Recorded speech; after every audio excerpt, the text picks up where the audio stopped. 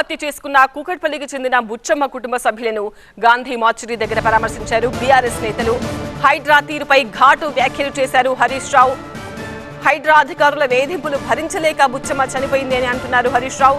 బుచ్చమ్మది ఆత్మహత్య కాదు, ప్రభుత్వ హత్య అంటున్నారు హరీష్ రావు. హైదరాబాద్ ను నిలబట్టే ప్రయత్నం చేయాలి కానీ కూల్చే పని కాదు. ఉన్న దాంట్లో మూసి సుందరీకరణ చేయాలి, హైడ్రా మీద కేసు నమోదు చేయాలి అని డిమాండ్ చేస్తున్నారు హరీష్ రావు. హైడ్రాతో నిరుపేదలపై దాడులు చేస్తున్నారు. వీకెండ్ వస్తే పేద ప్రజలు భయాందోళన చెందుతున్నారు అంటున్నారు హరీష్ రావు. బఫర్ జోన్లో ఉన్నటువంటి బుచ్చమ్మ గారు ఈ హైడ్రా అధికారుల వేధింపులు భరించలేక ఎప్పుడు తన ఇల్లు కూలగొడతారనేటువంటి ఒక ఆందోళనతో నిన్న ఆత్మహత్య చేసుకోవడం జరిగింది. ఇవాళ ఈ హైడ్రా పేరిట ఇప్పటికే 3 ఆత్మహత్యలు ఈ హైదరాబాద్ నగరంలో జరిగాయి.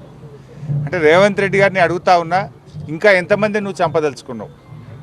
ఇది బుచ్చమ్మ ఆత్మహత్య కాదు, రేవంత్ రెడ్డి ప్రభుత్వం చేసిన హత్య. ఇది నీ యొక్క తప్పిదాల వల్ల, నీ యొక్క చర్యల వల్ల ఇవాళ వీళ్ళందరూ కూడా ఆత్మహత్యలకు పాల్పడుతూ ఉన్నారు.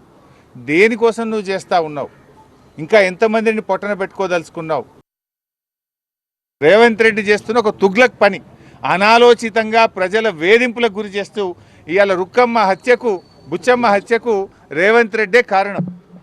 ఇవాళ నిజంగా పోలీసులు ఇవాళ హైడ్రా మీద పోలీస్ కేసు నమోదు చేయాలి. ఇవాళ రంగనాథ్ పేదోళ్ళనేమో రాత్రి పోయి కూలగొడుతుండు.